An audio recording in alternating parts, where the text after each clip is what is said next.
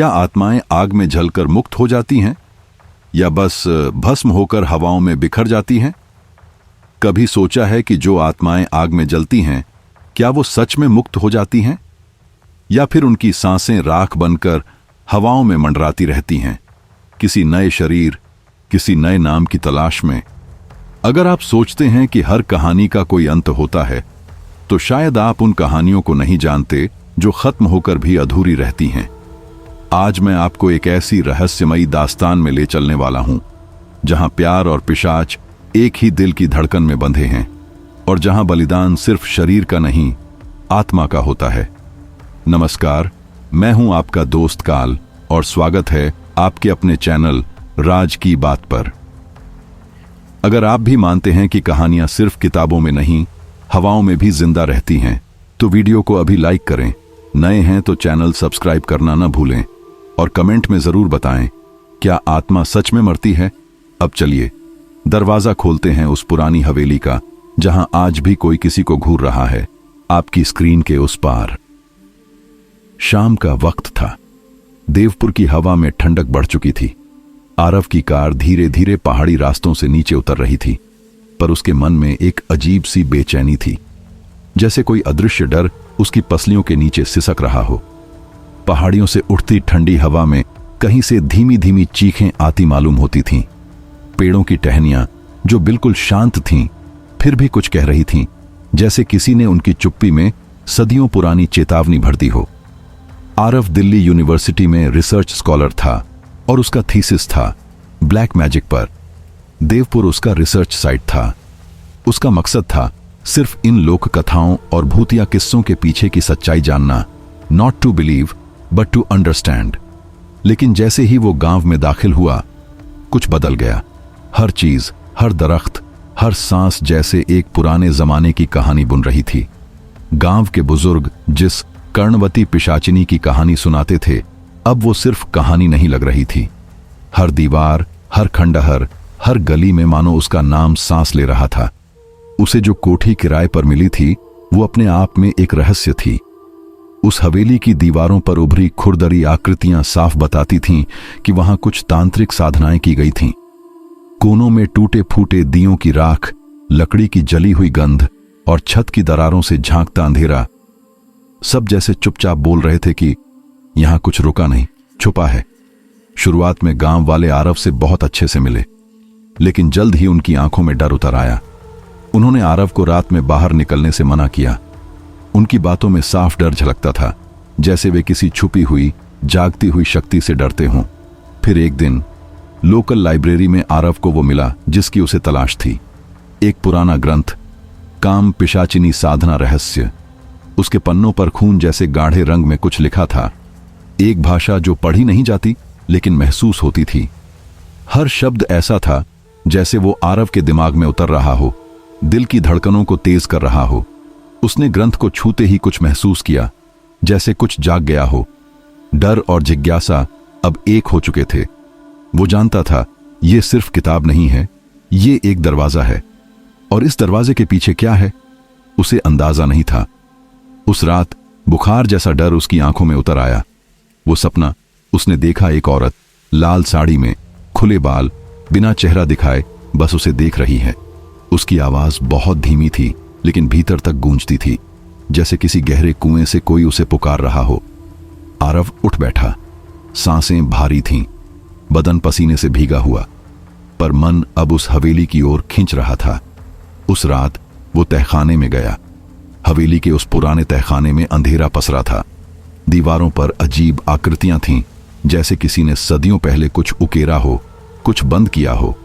वहां एक धूल भरी किताब पड़ी थी, वही काम पिशाचिनी साधना रहस्य। उसने किताब उठाई और जैसे ही उसका कवर खोला, एक झटका सा महसूस हुआ। हवेली कांप उठी। बिजली जो सालों से नहीं थी, अचानक टिमटिमाने लगी। खिड़कियां अपने आप खड़खड़ाने लगीं। हवा में एक अजीब सी गंध फैल गई, जैसे किसी पुराने समय का कोई अभिशाप जाग उठा हो। दीवारें चीख रही थीं, और उस चीख में सिर्फ आवाज नहीं थी, वो चेतावनी थी। आरव को यकीन हो गया, ये सिर्फ किताब नहीं, ये बुलावा है। और हवेली एक रास्ता, पर रास्ता कहां ले जाएगा? क्या वो वापस आ पाएगा? अब वो गलियारे में था। अंधेरा उसे चारों तरफ से घेर रहा था और हवा में आवाजें थीं, फुसफुसाहटें, मंत्रों की गूंज। तू है, तू होनी है, 7 आत्माओं की यात्रा। ये मंत्र अब हवा में गूंज नहीं रहे थे, आरव के भीतर उतर रहे थे। उसने महसूस किया वो अब केवल एक रिसर्चर नहीं था, वो अब उस साधना का हिस्सा बन चुका था। आत्माएं, अभिशाप, पिशाच, सब कुछ उसके चारों तरफ मंडरा रहे थे और यही रात, यही हवेली, यही किताब अब उसकी नियति थी। आरव ने किताब बंद की। उसके हाथ कांप रहे थे, पर आंखों में डर नहीं, स्वीकार था। हवेली ने उसे अपना लिया था। अब पीछे लौटना कोई विकल्प नहीं था। वो सुबह वैसी नहीं थी जैसी आमतौर पर देवपुर में होती है। घाटियों में घना कोहरा पसरा था और पेड़ों के झुरमुटों के बीच से सूरज की हल्की किरणें जमीन पर सोने जैसी रेखाएं खींच रही थीं। लेकिन आरव के भीतर किसी और ही मौसम की हलचल थी। बेचैनी, उलझन और एक अजीब सी खिंचाव उसे उस सुबह जंगल की ओर ले गया। बीती रात का सपना अब भी उसकी आंखों में चुभ रहा था। लाल साड़ी में एक औरत, धीमी फुसफुसाहटें और काली छायाएं जो उसकी चेतना में जैसे ढंसती जा रही थीं। जंगल की खामोशी इतनी गाढ़ी थी कि पत्तों की सरसराहट भी रुक रुक कर आ रही थी। तभी उसने उसे देखा, धूप की एक अकेली किरण में खड़ी एक लड़की, जैसे आसपास की हवा भी थम गई हो। वो लड़की, उसका नाम था करण। उसकी लंबी काली जुल्फें उसकी कमर तक लहरा रही थीं और उसकी त्वचा ऐसी थी जैसे दूध में चांदनी घुली हो। लेकिन सबसे ज्यादा कुछ कहती थीं उसकी आंखें, गहरी, स्थिर और ऐसी जो जैसे सीधे आत्मा के भीतर उतर जाएं। तुम यहां अकेली? आरव ने थोड़ा झिझकते हुए पूछा। करण ने बस उसकी ओर देखा और धीमे से मुस्कुराई, जैसे जवाब से ज्यादा उसकी चुप्पी कह रही हो। मुझे पुरानी बातें अच्छी लगती हैं, उसने कहा, और ब्लैक मैजिक भी। कुछ चीजें हमें खींचती हैं बिना वजह के। आरव थोड़ा चौंका, लेकिन हैरानी से ज्यादा उसे खुशी हुई कि कोई उसकी रिसर्च में दिलचस्पी ले रहा है। फिर भी एक सवाल उसके जहन में अटका रहा, इतनी सुबह, इतना अंदर जंगल में ये लड़की कर क्या रही थी? दिन बीतने लगे। करण की मौजूदगी अब आरव की जिंदगी का हिस्सा बन चुकी थी, लेकिन उसके साथ साथ उसकी नींदें बदलने लगीं। वो सपने, पहले बस लाल साड़ी वाली औरत थी, अब उसके चेहरे पर करण की झलक दिखने लगी थी। रात के सन्नाटे में जब आरव पसीने में लथपथ उठता, तब दूर कहीं करण की हल्की परछाई उसे दिखती, जैसे वो वहां मौजूद हो, वो देख रही हो, कुछ कह रही हो, पर उसकी आवाज पूरी तरह सुनाई न देती। इसी बीच आरव के 2 पुराने दोस्त नील और अंशिका उससे मिलने देवपुर आए। उनकी मौजूदगी से आरव को राहत मिली, लेकिन यह ज्यादा देर नहीं चली। जब उसने करण से उनका परिचय कराया, नील का चेहरा अचानक गंभीर हो गया। मुझे इस लड़की से कुछ अजीब लग रहा है, नील ने उसे अलग ले जाकर कहा। उसकी वाइब, जैसे वो इंसान नहीं है। आरव हंस पड़ा। नील, तू भी ना ज्यादा डरावनी फिल्में देख रहा है क्या? लेकिन नील का चेहरा गंभीर था। मैं सीरियस हूं भाई, उससे दूर रहना। उस रात किसी ने नील को करण से अकेले बात करते देखा। अगली सुबह नील अपने कमरे में मृत पाया गया। उसकी आंखें खुली थीं, चेहरा डर से विकृत और शरीर बर्फ जैसा ठंडा। रिपोर्ट में हार्ट अटैक लिखा गया, लेकिन जो लोग नील को जानते थे वे जानते थे कि वह पूरी तरह स्वस्थ था। आरव का दिमाग सुन्न हो गया, सब कुछ जैसे धुंधला पड़ गया। करण, नील के बारे में क्या सोचती हो? उसने एक दिन पूछ ही लिया। करण ने उसकी आंखों में देखा, एक फीकी मुस्कान दी और बोली, कुछ लोग यहां टिक नहीं पाते। उसके शब्दों में न कोई दुख था, न कोई भावना, बस एक ठंडी, डरावनी शांति। उस दिन के बाद से करण आरव से और मिलने लगी। उसने एक दिन कहा, तुम जैसे लोग बहुत कम होते हैं, तुम्हारे भीतर कुछ है, जैसे किसी पुराने रिवाज की आग। आरव खुद को उलझता हुआ महसूस करने लगा था। एक तरफ करण की मौजूदगी जैसे नशा बन गई थी, उसकी आवाज, उसकी आंखें, उसकी बातों का जादू, और दूसरी तरफ वह महसूस कर रहा था कि उसका शरीर धीमा होता जा रहा है, जैसे हर दिन उसकी ऊर्जा किसी और दिशा में बहती जा रही हो। फिर भी वो उससे दूर नहीं रह पाया।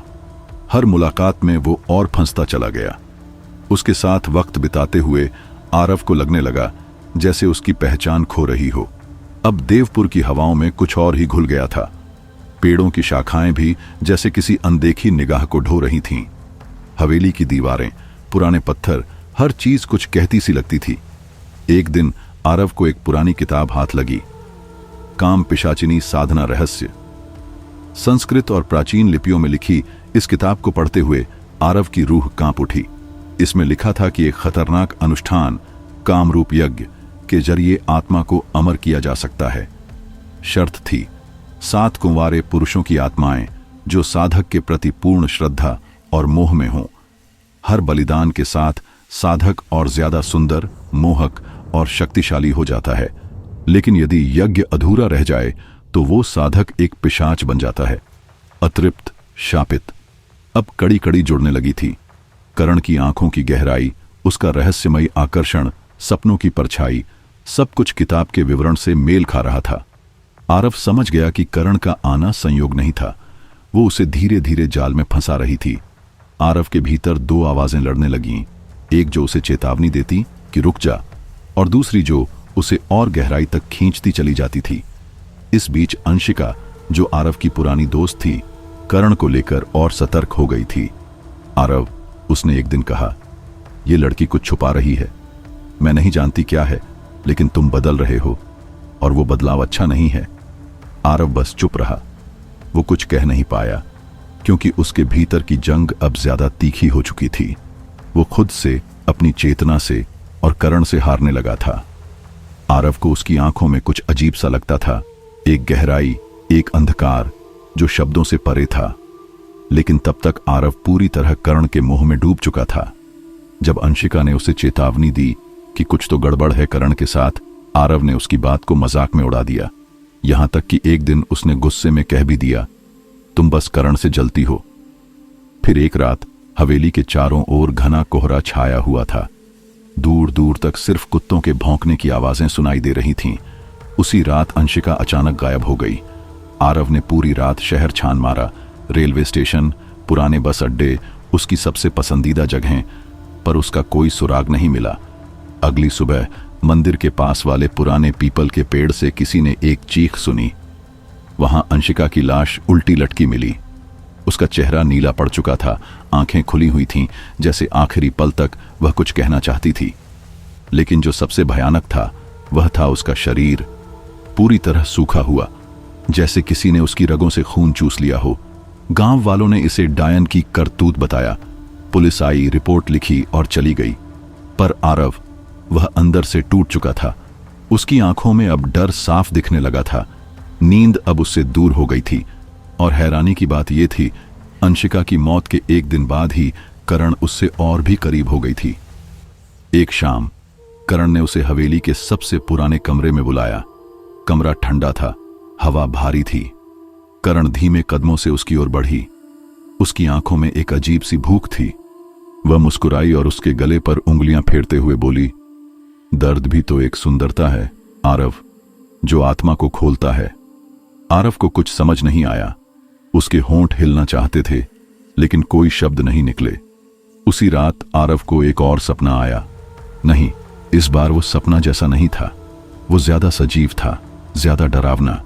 उसने खुद को एक अंधेरे कमरे में खड़ा पाया। करण उसके सामने थी, नग्न, पर उसका शरीर किसी धुएं से घिरा हुआ था जो धीरे धीरे उसकी ओर बढ़ रहा था। उसकी आंखें लाल थीं, जलती हुई। वह कुछ बड़बड़ा रही थी, कोई प्राचीन मंत्र, जिसकी ध्वनि इतनी भारी और गूंजदार थी कि आरव के कानों से खून बहने लगा। करण ने उसके माथे पर खून से तिलक किया और फुसफुसाकर बोली, छठा दीप जल चुका है। आरव की आंख खुल गई। वह बिस्तर पर बैठ गया। पसीना तो नहीं था, लेकिन माथे पर कुछ था। उसने शीशे में देखा, वहां खून जैसा ताजा लाल कुछ लिखा था। उसका बदन सुन्न था। अब उसे यकीन हो गया था, कुछ बहुत पुराना और बेहद खतरनाक उसकी जिंदगी में उतर चुका था। करण अब कोई सामान्य लड़की नहीं थी। वो अब उसकी आत्मा का हिस्सा बन चुकी थी, एक गहराई जिसमें उतरना शायद मौत से भी ज्यादा खौफनाक था, लेकिन उतना ही मोहक भी। आरव की रातें अब नींद से नहीं, अजीब सपनों और डरावनी छवियों से भर गई थीं।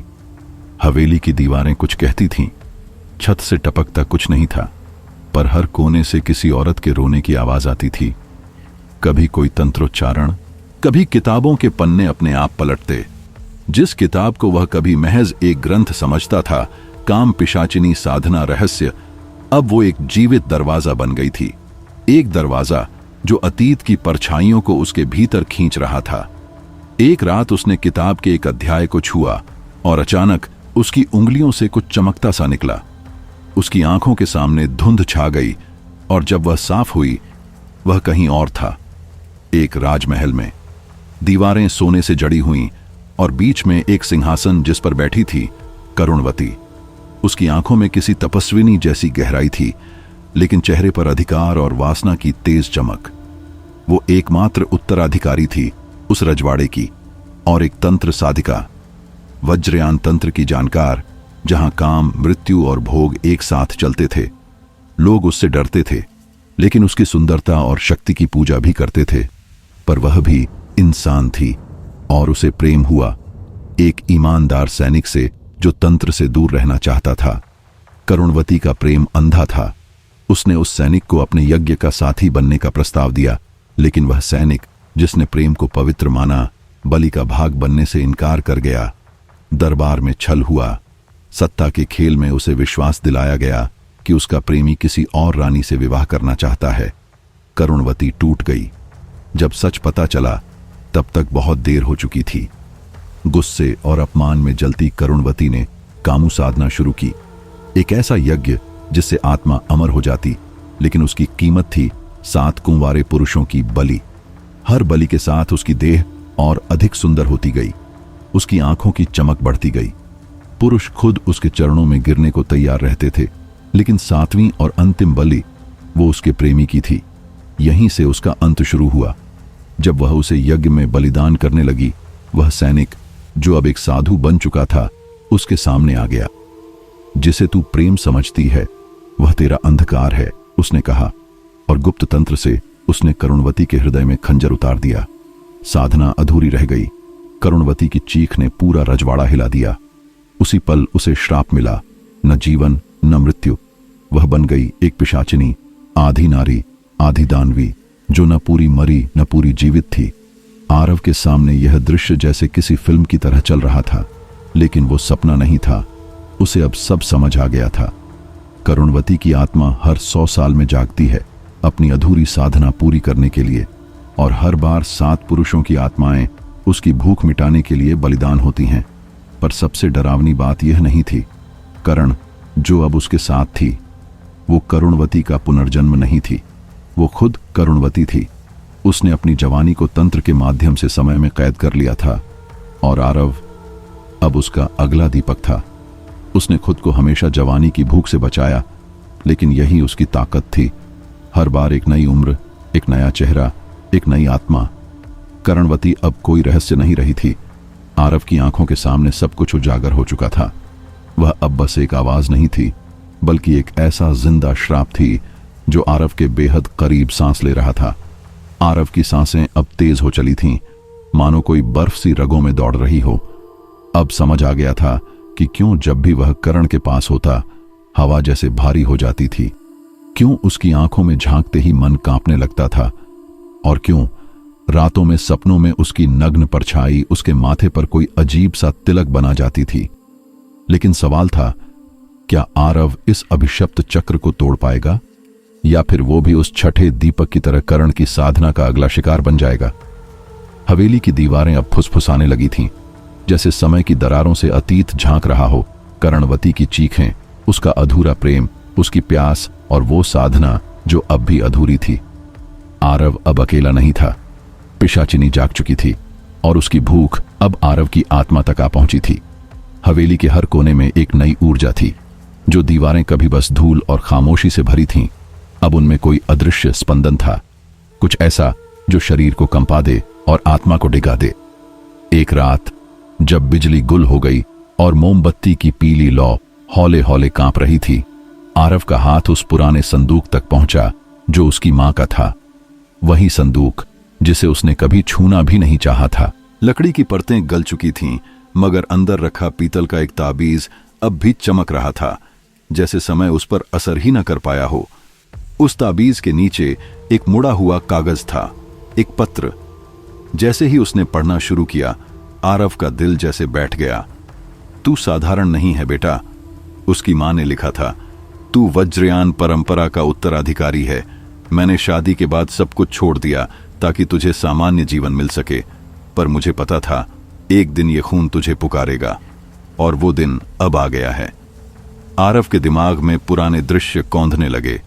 मां का दिया जलाकर किसी अनजानी भाषा में बड़बड़ाना, कमरे में फैली राख और पीले धागों की महक, और उसके माथे पर बचपन में बनाया गया वो नीला तिलक। अब सब कुछ साफ था। कर्णवती, जो अब कर्ण के रूप में सामने थी, पहले ही 5 आत्माएं ले चुकी थीं। आरव छठा था। उसकी बलि से ही उस साधना की पूर्णता संभव थी जिससे कर्ण अमर हो जाती। लेकिन आरव अब वो मासूम लड़का नहीं रहा था। उसकी रगों में वही खून था जो ऐसी पिशाचिनियों को बांध सकता था। उसने मां की नोटबुक से पुराने ग्रंथ निकाले और एक रक्षा चक्र तैयार किया।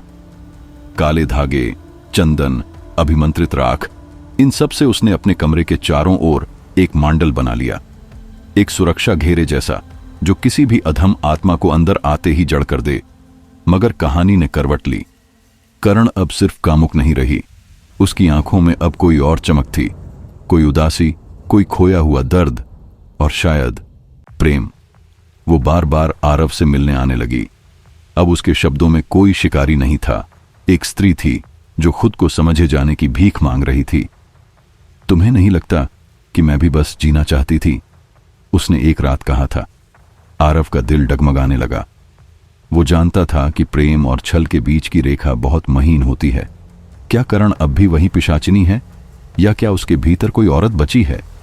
इसी द्वंद्व में उसने एक बांधक यंत्र तैयार किया, एक ऐसा उपकरण जो किसी आत्मा को एक विशेष स्थान और समय पर बांध सके। उसे इसके लिए गंधक यंत्र, नवग्रह तिलक और मृत संकल्प माटी चाहिए थी। सब कुछ उसे मां की किताबों और ग्रंथों से मिला। लेकिन जैसे जैसे अमावस्या करीब आ रही थी, कर्ण की साधना और तेज हो गई थी। और तभी एक नया रिसर्च स्कॉलर जो हाल ही में आरव से मिलने आया था, सुबह अपने कमरे में मृत पाया गया। उसका शरीर नीला पड़ चुका था, आंखें पूरी तरह जल चुकी थीं। अब आरव अकेला था, आखिरी आत्मा। अब बस वो और कर्ण के बीच अंतिम टकराव बाकी था। देवपुर उस रात अंधेरे में डूबा हुआ था। काली अमावस्या की रात, हवेली की छत पर वो दोनों आमने सामने खड़े थे। हवा इतनी तेज थी कि पेड़ भी कांप रहे थे और दूर जंगल जैसे कुछ देख रहा हो। कर्ण ने सामने कदम बढ़ाया। उसकी आंखें लाल चमक रही थीं, बाल हवा में उड़ रहे थे और उसके शरीर पर गहरे लाल रंग की साड़ी लहरा रही थी। मैं तुम्हें मारना नहीं चाहती आरव, उसने कहा। मैं चाहती हूं कि तुम मेरे साथ साधना में शामिल हो। मेरी आत्मा को थाम लो और चलो उस यज्ञ की ओर जहां देह नहीं जलती, आत्मा भीगती है। आरव की सांस अटक गई। क्या वह इस प्रस्ताव को स्वीकार कर उस श्राप को समाप्त कर सकता था, या क्या वह भी एक और शिकार बन जाएगा, बाकी 5 की तरह? हवेली की दीवारों पर तंत्र के निशान चमकने लगे थे। मंत्रों की गंध हवा में घुल रही थी। कर्ण ने अपना हाथ बढ़ाया और आरव के रक्षा चक्र के अंदर आ खड़ी हुई। निर्णय का क्षण अब आ चुका था। चंद्रमा बादलों में छुपा था, हवाएं चीख रही थीं। कर्ण की हथेली में एक अजीब सी गर्मी थी, जैसे किसी अधजले यज्ञ की राख। चलो आरव, वो फुसफुसाई, ये प्रेम है, बलिदान नहीं। अगर तुम मेरे साथ साधना करोगे तो हम अमर हो जाएंगे, देह के पार आत्मा की सत्ता में। आरव कुछ पल उसे देखता रहा। उसकी रगों में सिहरन दौड़ गई, दिल अनजाने डर से धड़कने लगा। और अब उसे फैसला लेना था।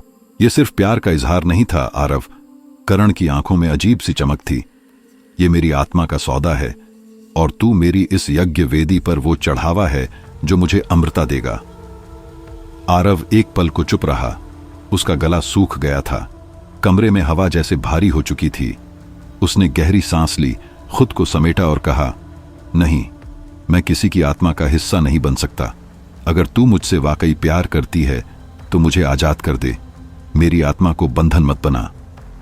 शब्दों में दृढ़ता थी, लेकिन आंखें उसका साथ नहीं दे रही थीं। कर्ण की मौजूदगी में कुछ था, एक मीठा झार जैसा जो उसकी रगों में घुलता जा रहा था, धीरे धीरे हर चेतना को अंदर से खा रहा था। उसका शरीर भले विरोध कर रहा था, लेकिन उसका मन वो तो कब का करण के सपनों में डूब चुका था। अब उसकी खुशबू तक दिन में उसका पीछा करने लगी थी। करण की मुस्कान कड़वी हो गई थी। अगर मैंने ये साधना पूरी नहीं की, उसने कांपती आवाज में कहा, तो मैं कभी अमर नहीं बन पाऊंगी। हर सदी, हर 100 साल में मेरी आत्मा और सड़ती जाएगी। मेरी भूख, मेरी प्यास मुझे एक ऐसी राक्षसी में बदल देगी जिसे खुद से घिन आएगी। उसकी आंखें अब सिर्फ वासना से नहीं, दर्द और डर से भी जल रही थीं। लेकिन आरव चुप रहा। उसे याद था अपनी मां की सिखाई बातें, तंत्र के वो पुराने उपाय जिन्हें उसने कभी गंभीरता से नहीं लिया था। लेकिन आज उसी में उसकी आखिरी उम्मीद थी। उसने लकड़ी की पुरानी संदूक से एक विशेष यंत्र निकाला, लोहे की राख, ताम्र का पथरा और खुद उसके खून से पूजित। जब उसने अपनी हथेली काटकर खून की बूंद यंत्र की धुरी पर टपकाई तो उसके चारों ओर एक तेज चमकदार रेखा बन गई। तंत्र का घेरा उसकी आत्मा को अस्थायी रूप से सुरक्षित कर चुका था। करण जैसे उस रेखा से पीछे हट गई। उसकी आंखें अब लाल थीं, वासना में नहीं, हताशा में। तू डरता है मुझसे, है ना? वो फुफकारती हुई बोली। या फिर तू खुद को मुझसे भी बड़ा राक्षस मानता है? आरव ने कोई जवाब नहीं दिया, लेकिन उसकी खामोशी ने कर्ण के भीतर कुछ तोड़ दिया। उसकी आंखों में एक झटका सा आया। फिर वो चुपचाप पीछे मुड़ी और उसी रात देवपुर के एक और युवक की जान ले ली। उसकी आत्मा जैसे ही हवेली से बाहर निकली, हवेली के आंगन में एक अजीब कंपन गूंजा और फिर एक एक करके दीपक अपने आप जल उठे। अब एक ही आत्मा बची थी, आरव की। करण बदल रही थी। अब वो सिर्फ एक शिकारी नहीं लग रही थी, बल्कि एक टूटी हुई औरत थी। उसकी सुंदरता में दरारें आ गई थीं, पर उन दरारों से एक गहरा दर्द झांकता था। एक रात, आधी रात के वक्त, जब हवेली की दीवारों से खून टपक रहा था, करण चुपचाप आरव के कमरे में आई।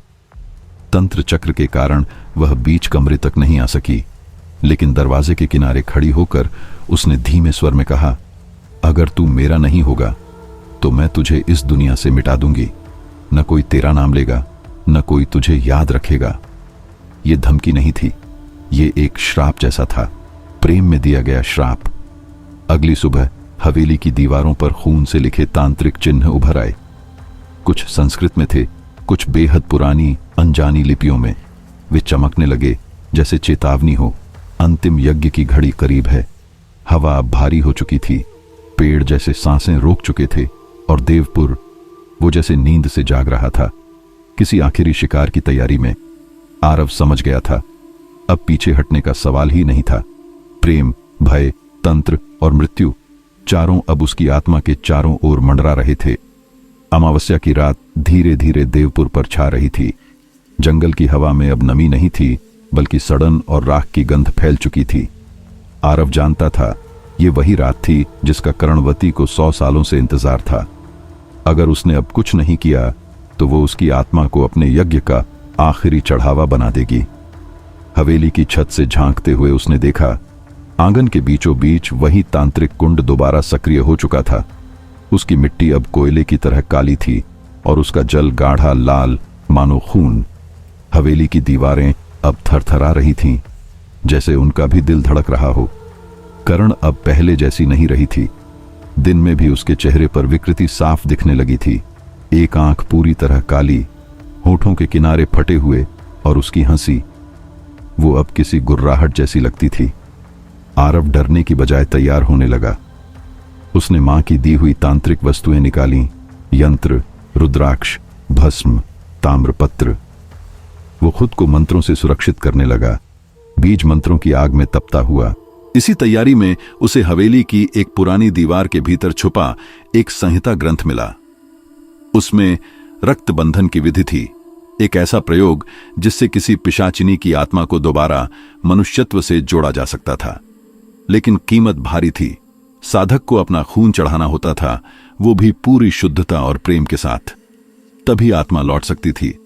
आरव जानता था इससे उसका शरीर और आत्मा दोनों कमजोर हो जाएंगे, पर उसने हिचकिचाए बिना अपनी हथेली काटी और खून की कुछ बूंदें यंत्र पर टपकाईं। जैसे ही खून यंत्र के बीच गिरा, एक नन्ही सी लपट उठी और साथ ही आरव के हाथ पांव कांपने लगे, मानो उसकी आत्मा का कुछ हिस्सा बाहर खींचा जा रहा हो। उधर कर्ण ने उसी रात हवेली में गुप्त यज्ञ शुरू कर दिया। जैसे ही आरव को यज्ञ की ऊर्जा का एहसास हुआ, वो कमरे की ओर भागा और वहीं दरवाजे पर उसे अपनी मां की आत्मा खड़ी दिखी। उसका चेहरा शांत था, आंखें भरी हुई और आवाज वैसी ही कोमल जैसी बचपन में हुआ करती थी। बेटा, उसे मुक्त कर दे, उसका दर्द खत्म कर दे। आरव थम गया। उसकी सांसें तेज थीं, दिल बेतहाशा धड़क रहा था। लेकिन तभी मां की छाया हिलने लगी और उसका चेहरा धीरे धीरे बदलकर कर्ण का बन गया। कर्ण हंसी, तुझे रोकने के लिए मैं तेरी सबसे बड़ी कमजोरी बन गई। आरव बुरी तरह कांप रहा था, लेकिन इस बार उसने खुद को गिरने नहीं दिया, क्योंकि अब यह लड़ाई सिर्फ उसकी आत्मा की नहीं थी। ये लड़ाई थी एक श्राप से मुक्ति की। वह अब इंसान नहीं रही थी, न कोई रानी, न प्रेमिका। अब वो एक पूरी तरह से बदल चुकी आत्मा थी, एक पिशाचिनी। उसकी आंखें गड्ढों जैसी थीं, गहरी, काली, जिनमें कोई रोशनी नहीं बची थी। बाल खुले हुए थे, जैसे कोई तूफान उन्हें खींच रहा हो, और आधा चेहरा सड़ा हुआ मांस था, लटकता हुआ, जिसमें से मरे हुए फूलों और जली हुई मछलियों जैसी गंध उठ रही थी। जैसे जैसे वह हवेली में आगे बढ़ती, उसके पैरों के नीचे की जमीन काली होती जाती, फर्श की ईंटें अपने आप चटकने लगतीं। हवेली अब कोई महल नहीं, एक तांत्रिक युद्ध भूमि बन चुकी थी। दीवारों पर ताजे खून से लिखे हुए मंत्र चमक रहे थे। जमीन पर जलते त्रिकोण और ऊपर आकाश में मंडराते काले पक्षियों की परछाइयों ने देवपुर को किसी मृत्यु लोक में बदल दिया था। अब मुझे कोई नहीं रोक सकता, कर्ण ने हाथ फैलाकर कहा। उसकी आवाज में एक पागल आत्मविश्वास था। आरव, तेरा प्रेम मुझे पिशाचिनी बना रहा है, लेकिन तेरा इनकार मेरी भूख को और भड़काता है। आरव थक चुका था, उसका शरीर कांप रहा था, सांसें भारी थीं, लेकिन उसकी आत्मा जैसे अभी भी कहीं किसी कोने में रोशनी तलाश रही थी। क्या कर्ण अब भी इंसान के कुछ अंश बचाए हुए हैं? क्या उसका प्रेम पूरी तरह मरा नहीं? बाहर अमावस्या की रात थी, पूरा आकाश अंधकार में डूबा था। हवेली की छतें चुप थीं, लेकिन भीतर एक अंतिम सांस, या तो आरव की जिंदगी की आखिरी या उसकी आत्मा के अस्तित्व की। उसने अपने चारों ओर नजर दौड़ाई। दीवारों पर रक्त से खींचे गए चक्र जलने लगे थे, जैसे किसी यंत्र की आग लगाई जा रही हो। हवाओं में एक अजीब सी भनभनाहट थी। आरव ने कांपते हुए कदम आगे बढ़ाया, मानो यमलोक में प्रवेश कर रहा हो। हवेली के बीचों बीच, जहां पहले आंगन होता था, अब वहां रक्त से बने सप्त चक्र घूम रहे थे। उनके बीच खड़ी थी कर्ण। उसका चेहरा अब भी विकृत था, लेकिन उस विकृति में एक मोहकता थी। बाल बिखरे हुए, आंखें सुलगती हुई और होंठों पर एक हल्की मुस्कान जो डर और आकर्षण दोनों पैदा करती थी। तू फिर आया, उसने धीमे स्वर में कहा। उसकी आवाज किसी पुराने प्रेम गीत की तरह टूटती सी थी। तू मेरा 7वां प्रेम है आरव, बलिदान नहीं। मैं तुझे नहीं मारना चाहती, मैं तुझे अपने साथ अमर करना चाहती हूं। उसके शब्दों में आग थी, पिघलती, जला देने वाली, लेकिन साथ ही खींचती हुई। आरव ने कुछ नहीं कहा। उसकी नजरें अब भी यंत्रों पर थीं, जिन्हें वह अपने साथ लाया था, छिपाकर, समय के साथ सीखे हुए। धीरे धीरे उसने उन यंत्रों को हवेली की दिशा के अनुसार जमाना शुरू किया। पूर्व में कपाल यंत्र, दक्षिण में त्रिकोण, पश्चिम में रक्तमंडल, उत्तर में आत्मबक, ताम्रपट जैसे ही अंतिम यंत्र रखा गया। पूरी हवेली थरथराने लगी। दीवारों से चिंगारियां निकलने लगीं। जमीन पर उगे रक्त कमल अब काले पड़ चुके थे, जिनसे आग की लपटें निकल रही थीं। कर्ण की आंखों में पहली बार डर और गुस्सा एक साथ कौंधा। यह सब क्या है आरव? तू मुझसे लड़ने आया है? आरव ने आंखें बंद की और बीज मंत्रों का उच्चारण शुरू किया। हर स्वर जैसे हवाओं को चीरता चला गया। कर्ण चीख उठी। उसका शरीर हवा में उठने लगा और वो पूरी ताकत से आरव की ओर बढ़ी। अगले ही पल वह उसके सामने थी, सांसों की दूरी पर। अगर तुझे लगता है कि यह तंत्र तुझे मुझसे बचा लेगा, तो तू भूल रहा है, उसने गुस्से से कहा, क्योंकि तुझे मैं भी चाहिए। और मोह तंत्र को कमजोर कर देता है। वह झुकी और आरव को चूम लिया। एक भयानक चुंबन, जैसे आत्मा को शरीर से खींचकर अलग कर देने वाला। लेकिन कर्ण को तभी समझ आया, यह चुंबन खाली था। आरव की आत्मा पहले ही आत्मबक यंत्र में बंध चुकी थी। करण की चीख निकली, एक दर्द भरी टूटी हुई चीख। पहली बार। तू ही क्यों? उसकी आंखों में आंसू आ गए। एक पल के लिए उसका चेहरा फिर से वही बन गया, वही लड़की जिसे आरव ने पहली बार जंगल में देखा था। लेकिन आरव अब प्रेम से नहीं, उद्देश्य से बंधा था।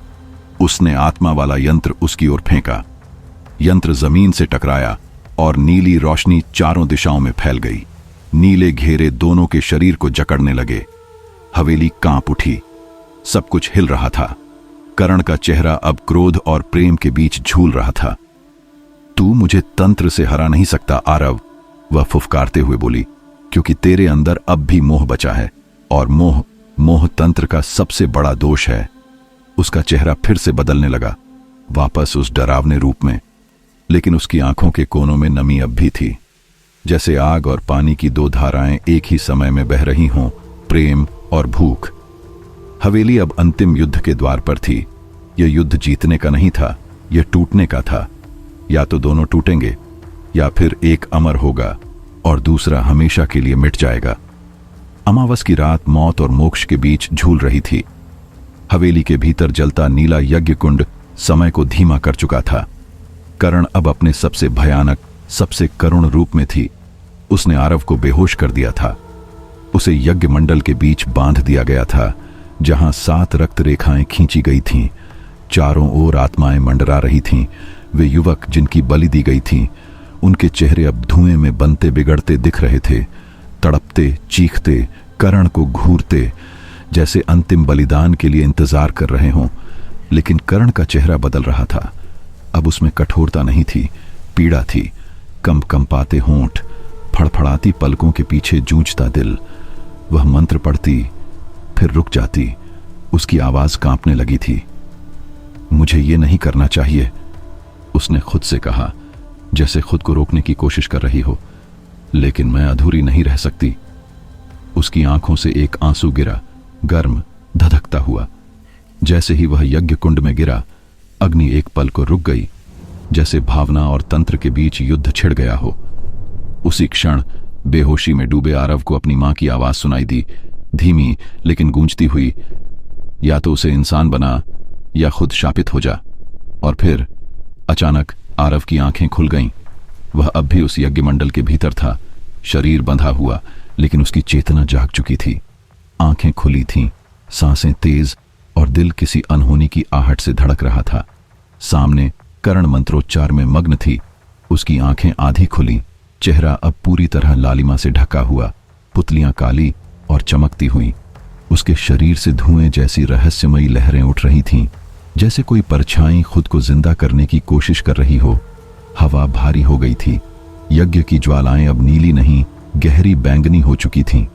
हर दिशा से आत्माओं की चीखें उठ रही थीं, और वो चीखें उस ज्वाला को और ताकतवर बना रही थीं।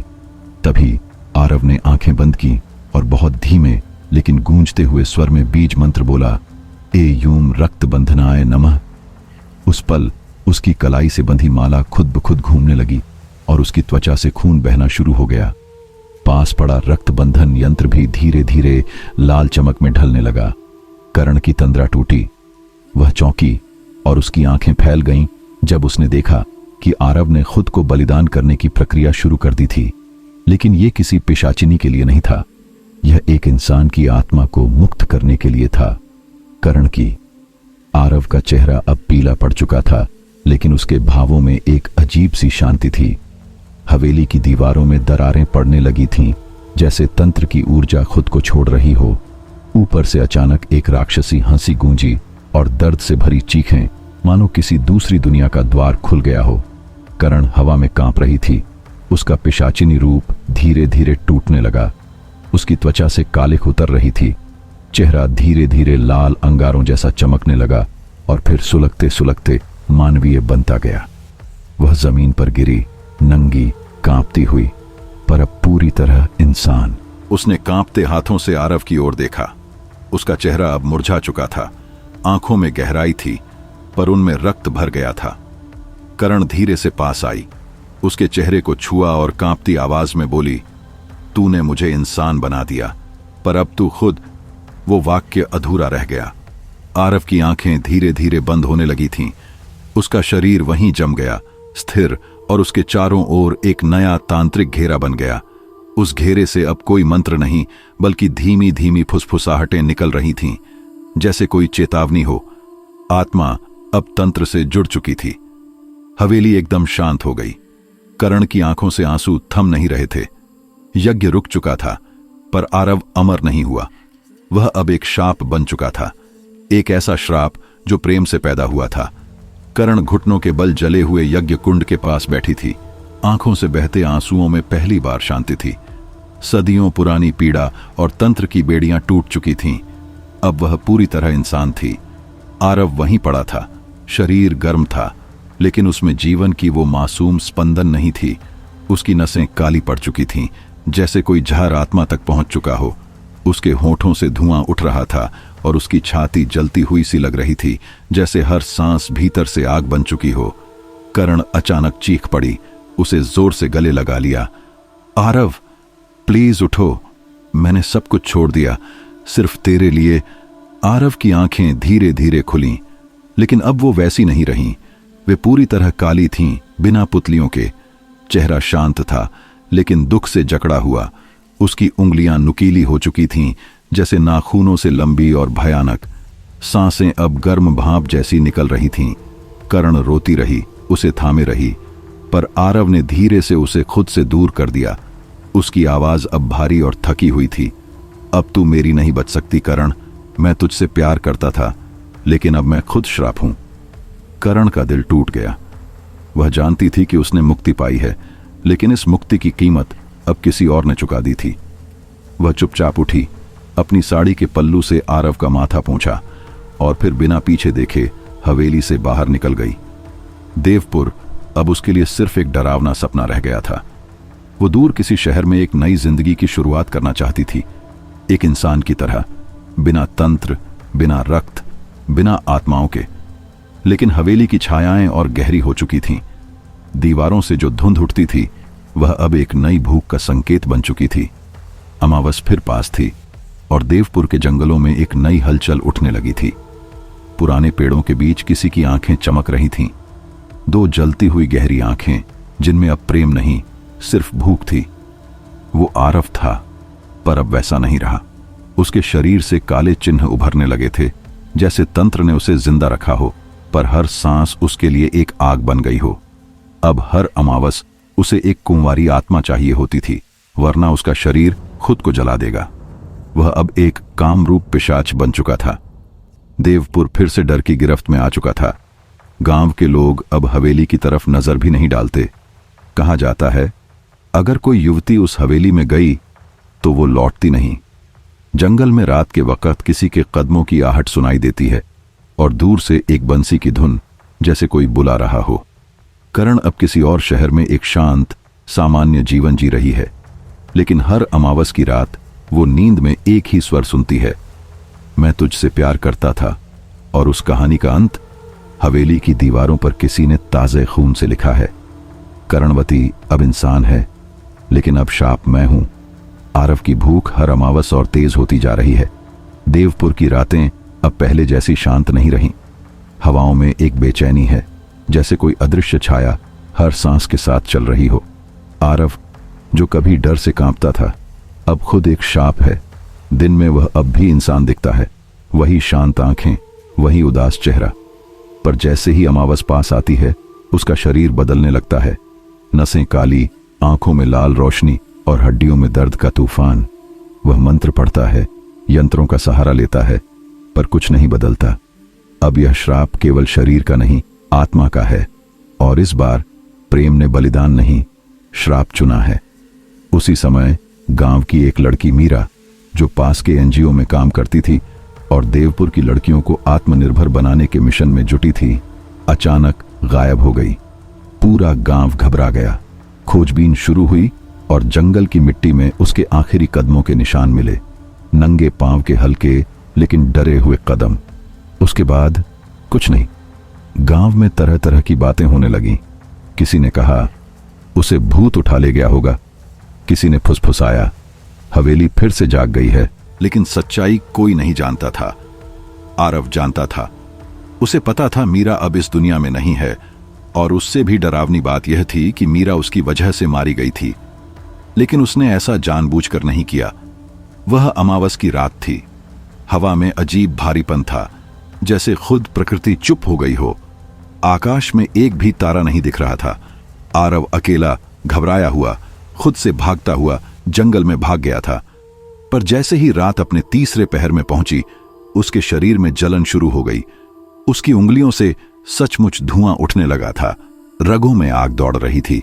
वह चीखना चाहता था, लेकिन आवाज जैसे गले में फंस गई थी। तभी झाड़ियों के पार उसे मीरा दिखी, डरी हुई, खोई हुई, कांपती हुई, मदद की गुहार लगाती। लेकिन आरव अब वैसा नहीं रहा था। उसकी आंखें अब कोयले जैसी काली थीं, चेहरा ऐसा जैसे किसी आदिम शिकारी का हो। वह अब आरव नहीं था, वह कुछ और बन चुका था। मीरा ने उसके सामने हाथ जोड़े, आरव प्लीज। पर अगले ही पल सब खत्म हो गया। वह घंटों जंगल में एक पत्तों के ढेर पर बैठा रहा। हाथों पर लगा खून अब सूख चुका था, मगर उसकी आंखें मीरा की खाली, बुझी हुई आंखों में उलझी थीं। मैं अब इंसान नहीं रहा, उसने खुद से फुसफुसाकर पूछा। कुछ दिन बाद मीरा का शव गांव के बाहर झाड़ियों में मिला, जला हुआ, मगर उसके शरीर पर बाहर से कोई जलने का निशान नहीं था। ऐसा लग रहा था जैसे वह भीतर से जल चुकी हो। गांव में फिर अफवाहें उठने लगीं। देवपुर फिर श्रापित हो गया है। उधर करण, जो अब गांव से दूर एक शांत शहर में नर्स बनकर अपनी जिंदगी फिर से जीने की कोशिश कर रही थी, उसी रात अचानक घबराकर उठ बैठी। उसने सपना देखा था।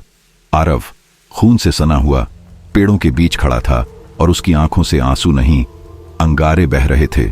उसने बिस्तर पर बैठते हुए खुद से कहा, शायद जो मैंने छोड़ा था वो अब वापस लौट आया है।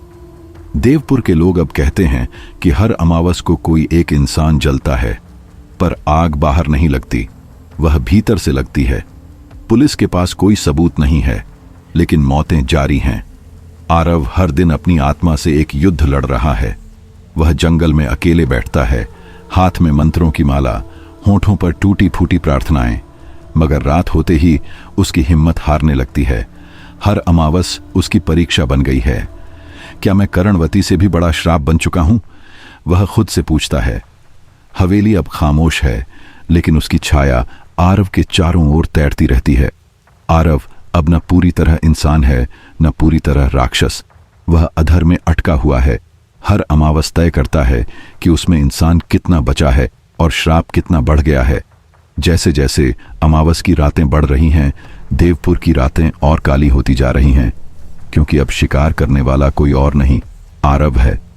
वह जो कभी खुद पीड़ित था, अब श्राप बन चुका है। एक दिन गांव की सीमाओं को पार करते हुए हवा में अजीब सी गंध घुली, जैसे कोई अनजानी शक्ति वहां दाखिल हो गई हो। उसी दिन एक सन्यासी गांव आया। उसके शरीर पर गेरुआ वस्त्र, लंबी जटाएं और आंखों में ऐसा सन्नाटा जैसे सदियों की कहानियां वहां ठहरी हों। उसका नाम था वशिष्ठ नंद। गांव वाले उसे पहले एक और पागल तांत्रिक समझकर अनदेखा करने लगे, लेकिन उसकी चाल, उसकी आंखों की गहराई कुछ अलग थी, शांत मगर असरदार। वह सीधे उस हवेली के बाहर गया जहां से सब शुरू हुआ था। जमीन पर बैठा, आंखें बंद की और सिर्फ एक वाक्य बोला, अब बहुत हो चुका, श्राप को मुक्ति चाहिए। सबसे पहले वह आरव से मिला। उसने उसका नाम नहीं पूछा, कोई सवाल नहीं किया, बस आंखों में देखा और मुस्कुराया। तू अब इंसान नहीं रहा, लेकिन राक्षस भी नहीं बना। अभी भी एक अवसर बाकी है। आरव सन्न रह गया। इतने महीनों में पहली बार किसी ने उससे भय से नहीं, करुणा से बात की थी। वशिष्ठ नंद ने कहा, काम रूप पिशाच कोई तांत्रिक शक्ति नहीं, बल्कि एक टूटी हुई आत्मा की कराह है। उसे शुद्धि से नहीं, त्याग और प्रेम से हराया जा सकता है। इसके बाद वह शहर गया करण से मिलने। करण जब उसे देखी तो घबरा गई, डर से नहीं, बल्कि उस सच्चाई के सामने खड़े हो जाने से जिसे वह वर्षों से दबा रही थी। संत ने कहा, तू अब भी इंसान है, लेकिन यह स्थायी नहीं। तेरा श्राप सिर्फ तुझ तक सीमित नहीं रहा, वह अब तेरे गर्भ में भी पल रहा है। अगर तू क्षमा और प्रेम का मार्ग नहीं चुनेगी, तो जो जन्म लेगा वह श्राप के साथ जन्म लेगा। करण कांप उठी। उसे भी कई दिनों से अपने भीतर एक अजीब बेचैनी महसूस हो रही थी। एक अनदेखी हलचल। वशिष्ठ नंद ने आरव को चेताया, अब तक तूने एक आत्मा ली है, लेकिन अगर तूने 3 और ली तो तू पूर्ण पिशाच बन जाएगा, फिर तेरे लिए कोई रास्ता नहीं बचेगा। आरव का चेहरा पीला पड़ गया। मैं और किसी की जान नहीं ले सकता, लेकिन हर अमावस की आग तुझे खींच लाती है, संत ने कहा, और अगली बार तेरा शिकार कोई बच्ची हो सकती है या खुद कर्ण। वशिष्ठ नंद ने उसे एक पत्थर जैसा चमकता हुआ टुकड़ा दिया। यह शुद्ध शिला है। हर अमावस की रात यह तुझे कुछ घंटे देगा, जब तू अपने भीतर की आग को थाम सकेगा, लेकिन सिर्फ 3 बार। 3 अमावस्यों के बाद या तो तू मुक्त होगा या पूरी तरह श्राप बन जाएगा। आरव ने पत्थर हाथ में लिया। पहली बार उसके अंदर कुछ गर्मी सी महसूस हुई, जैसे कहीं कोई राह अब भी बची हो। कर्ण और वशिष्ठ नंद मंदिर के एक कोने में बैठे। लंबे समय तक कोई कुछ नहीं बोला, बस एक दूसरे की आंखों में देखा। फिर संत ने पूछा, क्या तू उसे बचा पाएगी? कर्ण ने एक गहरी सांस ली। उसकी आंखें भीग गईं। मैंने उससे प्रेम किया था, वह बोली, शायद अब मुझे खुद को कुर्बान करना होगा। संत वशिष्ठ नंद की आंखों में एक हल्का सा अंधेरा लहराया, जैसे वो सब कुछ जान रहे हों। ये अब कोई प्रेम कहानी नहीं थी, ये एक अभिशप्त यज्ञ बन चुका था, जिसमें आरव और कर्ण दोनों को जलना था। देवपुर में फिर अजीब घटनाएं शुरू हो गई थीं, लेकिन इस बार एक नई शक्ति ने अपनी उपस्थिति दर्ज कराई थी। संत वशिष्ठ नंद, वो हर मोड़ पर आरव की परछाई बन चुके थे, चुपचाप उसकी राह तकते हुए। वे अब इस त्रिकोण का तीसरा कोण बन चुके थे। एक ऐसा व्यक्ति जो चाहता था कि प्रेम बलिदान न बने, और जिसे यह समझ आ चुका था कि हर श्राप का अंत मौत नहीं, क्षमा होती है। अमावस फिर से आने वाली थी, और इस बार आरव के पास पहली बार एक विकल्प था, या तो वह शिकार बने या फिर शुद्ध की राह पर चले। लेकिन सवाल यह था कि क्या प्रेम इस बार उसे बचा पाएगा, या फिर वही प्रेम किसी और की मौत का कारण बन जाएगा। हवा में अभी भी वह सवाल लटका हुआ था, क्या यह युद्ध तंत्र बनाम तंत्र था या आत्मा बनाम आत्मा। कर्ण अब एक सामान्य जिंदगी जीने की कोशिश कर रही थी। एक शांत शहर के किराए के फ्लैट में हर सुबह वह खिड़की से आती धूप देखती, पर भीतर अब भी एक स्याह कोना था। हर दिन वह अपने पुराने पापों की गंध महसूस करती थी। हवेली की दीवारों में अब भी उन 6 मासूमों की चीखें कैद थीं, और सबसे ज्यादा आरव का चेहरा। वो चेहरा अब मानव नहीं रहा था। कर्ण जानती थी कि वह बच गई है, बट नॉट रियली। उसकी मुक्ति अधूरी थी, क्योंकि आरव अब उसका कर्म बन चुका था। वही श्राप जो उसने बोया था अब किसी और के भीतर पनप रहा था। इस बार उसने फिर से तंत्र शास्त्र को उठाया, but not for lust, not for power, not for अमृता। इस बार वो आरव को बचाना चाहती थी। उसे एक पुरानी जली सड़ी पोथी मिली, सत्व विलयन साधना, एक रहस्यमयी विद्या जिससे एक पिशाच की आत्मा को शुद्ध किया जा सकता था, अगर साधक अपने प्राण किसी मासूम की रक्षा के लिए समर्पित कर दे। पर यह विद्या आसान नहीं थी। एक भी मंत्र गलत हुआ तो वही पिशाचिनी फिर से जन्म ले सकती थी। कर्ण वह पोथी लेकर सीधे संत वशिष्ठ नंद के पास पहुंची। उन्होंने उसकी आंखों में देखा। फिर वही कर रही है तू? फिर किसी मासूम को बलि का पात्र बनाएगी? कर्ण की आंखें भर आईं। नहीं बाबा, इस बार नहीं। मैं किसी को नहीं मारने आई, मैं खुद को मिटाने आई हूं। मैं खुद को माध्यम बनाऊंगी। अगर मुझे मरना पड़े तो मंजूर है, लेकिन आरव को मैं ही इस राह पर लाई थी, अब उसे अकेला नहीं छोड़ सकती।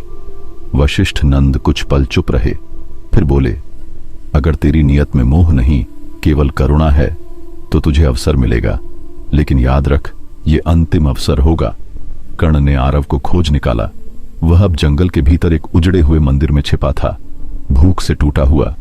उसकी आंखें खोखली थीं, होंठ फटे हुए, और उसकी त्वचा से धुएं जैसी लपटें उठ रही थीं। अमावस पास थी। कर्ण चुपचाप जाकर उसके पास बैठ गई। आरव कांपते हुए बोला, तू क्यों आई है? क्या अब भी तुझसे प्रेम है? कर्ण ने उसकी तरफ देखा। यह प्रेम नहीं है आरव, यह अपराध बोध है, और शायद प्रायश्चित भी। मैं तेरे लिए नहीं लड़ रही, मैं अपनी आत्मा के लिए लड़ रही हूं। लेकिन तुझ में अब भी जीवन है। मैंने उसे देखा है और मैं उसे बचाना चाहती हूं। आरव की आंख से एक आंसू गिरा। वो अब एक राक्षस बन चुका था, लेकिन कर्ण के शब्दों ने जैसे उसके भीतर कुछ पुराना जगा दिया, किसी भूली हुई इंसानियत की गूंज। दोनों ने तय किया कि अगली अमावस उनकी आखिरी होगी, या तो वे मुक्ति पाएंगे या फिर साथ खत्म हो जाएंगे। अब यह प्रेम नहीं, आत्मा की यात्रा थी। एक ऐसी यात्रा जो श्राप की आग में तपते हुए शुद्ध की तरफ बढ़ रही थी। कर्ण ने फिर से साधना शुरू की, लेकिन इस बार वह अकेली नहीं थी। आरव उसके पास बैठता, मंत्रों की लय सुनता, और उसके भीतर कहीं एक उम्मीद उगती कि शायद, बस शायद, उनका अंत ही उनकी नई शुरुआत हो।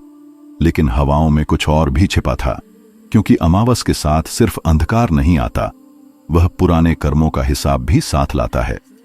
अमावस की रात फिर देवपुर पर उतरी। जंगल के बीचों बीच एक जर्जर हवेली के खंडहर में आरव ने खुद को एक प्राचीन तांत्रिक यंत्र से बांध लिया था, ताकि वो इस अमावस पर किसी मासूम का शिकार न कर सके। 3 दिन से उसने कुछ नहीं खाया था, न खून न आत्मा।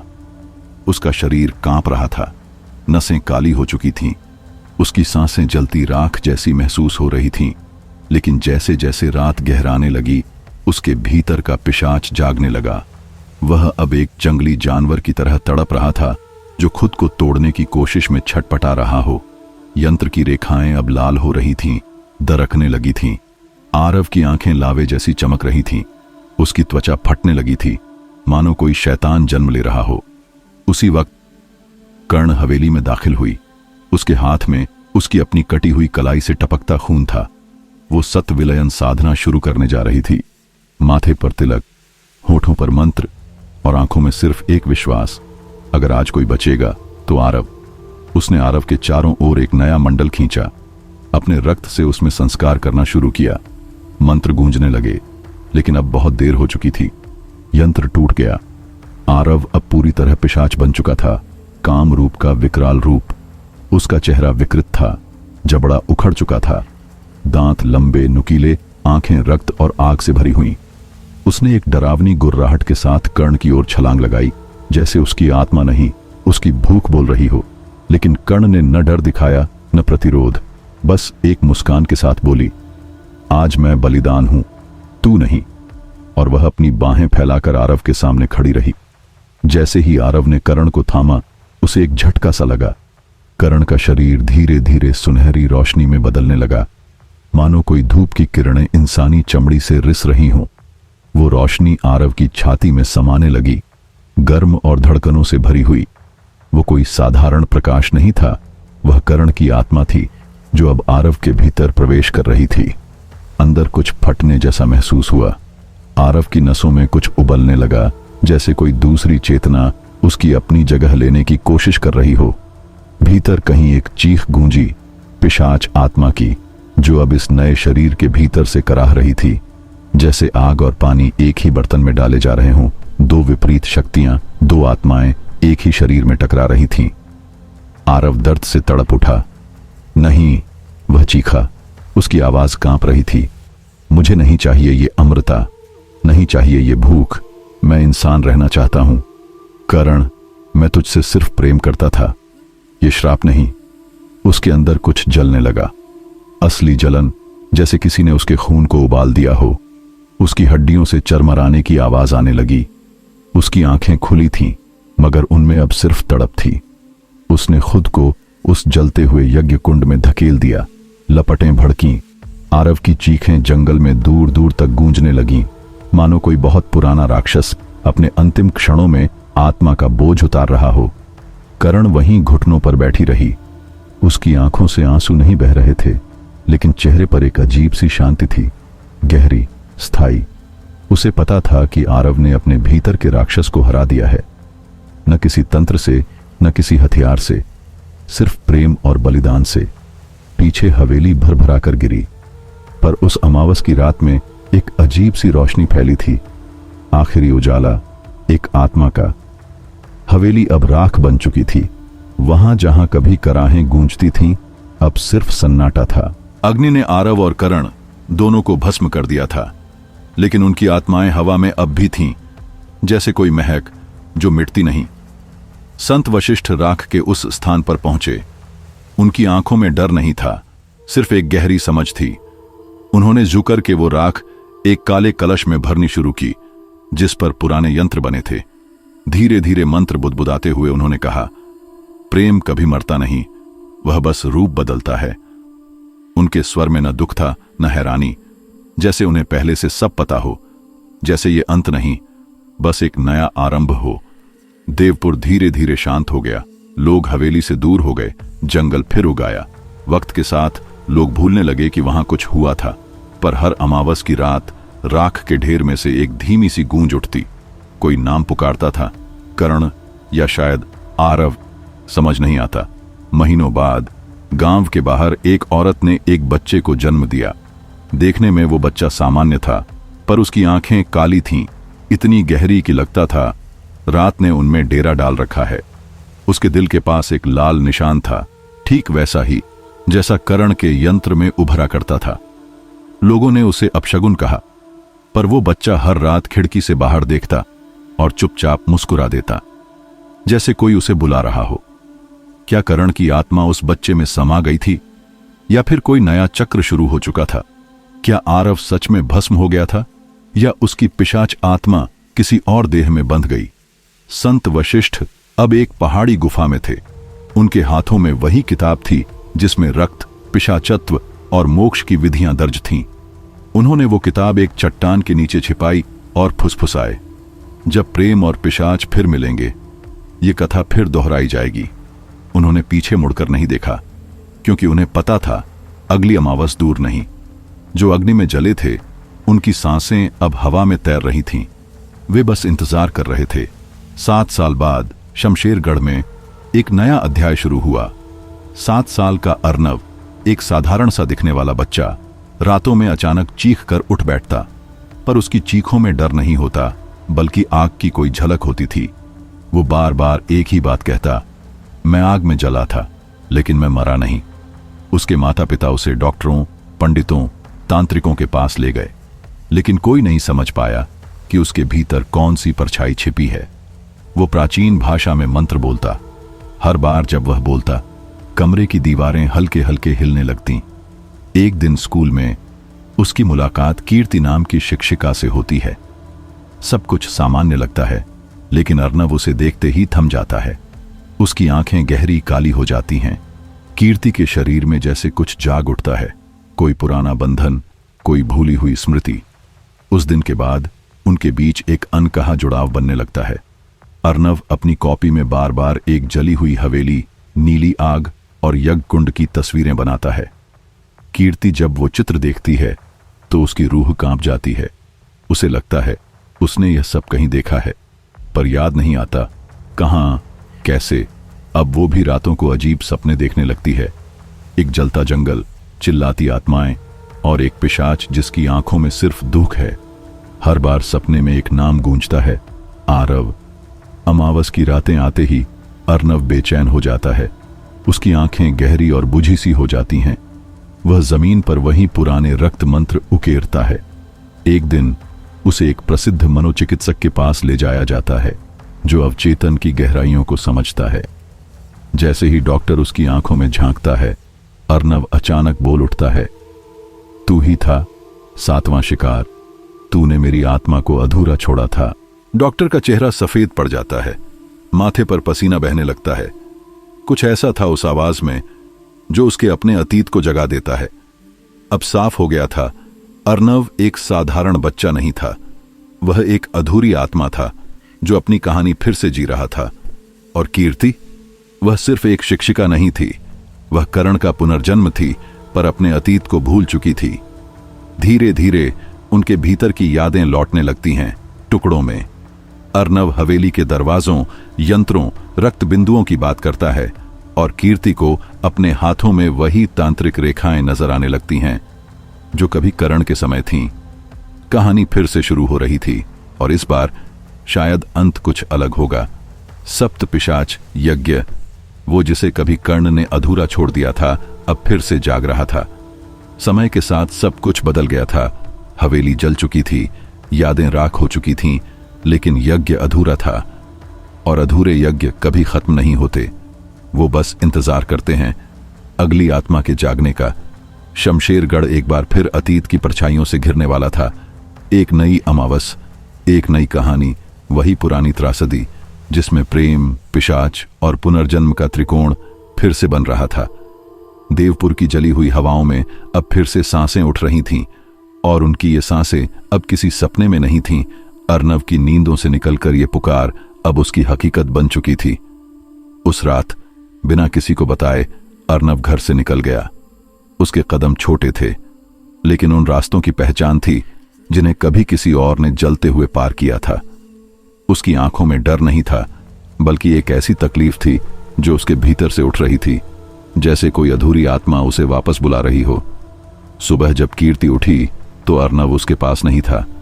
बिस्तर पर राख की एक पतली सी रेखा थी, वैसी जैसी किसी ने देवपुर की हवेली से खींचकर छोड़ी हो। कीर्ति का दिल घबराने लगा। अब उसकी धड़कनें सामान्य नहीं थीं, बल्कि बीते दिनों की आवाजें, यादों की दस्तक उसे झकझोर रही थीं। अर्नव, वो बुदबुदाई, मगर कोई जवाब नहीं आया। वो बिना देर किए निकल पड़ी उस हवेली की ओर जिसे अब भूतगढ़ कहा जाने लगा था। हवेली अब बस एक खंडहर थी, टूटी दीवारें, राख में दबे नाम और सन्नाटा जो जिंदा था। लोहे का पुराना गेट अब भी खड़ा था, ताले जंग खा चुके थे, लेकिन जैसे ही अर्नव वहां पहुंचा, ताले खुद ब खुद खुल गए, जैसे हवेली ने अपने किसी खोए हुए को पहचान लिया हो। कीर्ति भी कुछ महसूस कर रही थी, एक अजीब सी गंध, डरावनी नहीं बल्कि जानी पहचानी, वो महक जो शायद किसी पुराने जीवन की थी। अंदर जाते ही हवेली की दीवारों पर जले हुए नाम चमकने लगे, 7 आत्माएं, 7 यज्ञ, और उनके बीच 2 नाम सबसे ऊपर, आरव और कर्ण। एक कोने में एक वृद्ध पुरुष खड़ा था, लंबा शांत चेहरा, झुर्रियों में ढका, आंखों में इतनी गहराई जैसे पूरा समुद्र समाया हो। वही संत वशिष्ठ, अब और वृद्ध, पर उसकी चेतना वैसी ही तीव्र और रहस्यमयी। वो मुस्कुराया। तुम दोनों को आना ही था, उसने धीमे स्वर में कहा। एक चक्र अधूरा था और अब वही चक्र तुम्हें वापस लाया है। वो उन्हें हवेली के भीतर के कक्ष में ले गया। वहां की दीवारों पर अब भी तंत्र के जलते चिन्ह थे, रक्त से बने। कमरे के केंद्र में एक पत्थर की शिला रखी थी, जिस पर ताम्रलिपि में लिखा था, कामरूप साधना तब तक अधूरी रहेगी जब तक पुनर्जन्म की आत्मा स्वयं को भस्म न कर दे। कीर्ति का शरीर जैसे वहीं जड़ हो गया। उसकी आत्मा अब शिक्षक नहीं थी, अब वो कर्ण की आत्मा की पुकार थी। अर्नव वहीं कांपते हुए खड़ा था। उसकी हथेलियों में वही काले निशान उभरने लगे थे जो कभी आरव के शरीर पर थे। उसकी आवाज कांप रही थी। मैंने वादा किया था, मैं फिर किसी को नहीं जलाऊंगा, उसने बुदबुदाया। मगर हवेली अब शांत नहीं थी। दीवारों की दरारों से धुआं उठने लगा। हवा में एक पुरानी डरावनी आवाज गूंजने लगी, आरव, कर्ण, क्या इस बार भी जलोगे या मुझे मुक्त करोगे? संत वशिष्ठ ने उनकी तरफ देखा। उसकी आंखों में न डर था न दिलासा, सिर्फ इंतजार। क्या ये पुनर्जन्म भी वही त्रासदी दोहराएगा या इस बार इतिहास की कड़ी टूटेगी? हवेली की हर ईंट अब जाग चुकी थी। अर्नव का मासूम चेहरा अब एक पिशाच की पीड़ा के साथ झुलसने लगा था। कीर्ति की आत्मा में कर्ण की करुणा और अपराध दोनों जाग रहे थे। वो दोनों अब फिर उसी बिंदु पर खड़े थे जहां प्रेम और मृत्यु के बीच की रेखा बहुत धुंधली होती है। राख हवा में उड़ रही थी, बादल गरजने लगे थे। अगली अमावस बस कुछ रातें दूर थीं, और इस बार आग सिर्फ जलाने के लिए नहीं, मुक्ति के लिए जलने वाली थी। हवेली कांप रही थी, जैसे जानती हो अब उसका अंत निकट है। चारों ओर तंत्र की लपटें फैल रही थीं। हवा भारी हो चुकी थी, जैसे कोई युग अपने आखिरी पन्ने जला रहा हो। कर्ण अब पूरी जागृत आत्मा के रूप में यज्ञ मंडल की ओर बढ़ी। उसके कदम रुके नहीं, चेहरा शांत था, आंखों में आंसू नहीं, बस एक मौन निर्णय। रुको! आरव चीखा, कर्ण, मत करो! उसकी आत्मा की लपटें उसे खींच रही थीं, पर कर्ण की मुस्कान सब कुछ थमा देती है। उसने कहा, इस बार मैं किसी को नहीं चाहती, सिर्फ मुक्ति चाहिए। ये शब्द हवेली की दीवारों में गूंजे, जैसे कोई पुराना श्राप पहली बार करुणा की भाषा समझ गया हो।